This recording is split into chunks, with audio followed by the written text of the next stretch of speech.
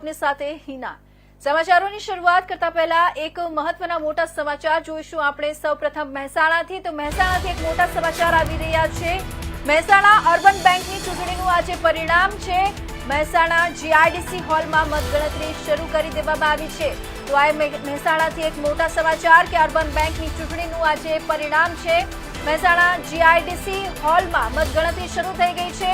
4,070 સભાસદોએ કર્યું છે મતદાન। 47,000 સભાસદોએ મતદાન કર્યું છે। 47,000 સભાસદોએ મતદાન કર્યું છે। 8 બેઠક માટે 24 ઉમેદવાર મેદાનમાં છે। સાંજે 4 કલાક સુધીમાં મતગણતરી પૂર્ણ કરવામાં આવશે। તો આ 47,000 સભાસદોએ મતદાન કર્યું હતું, જ્યાં 8 બેઠક માટે 24 ઉમેદવાર મેદાનમાં છે।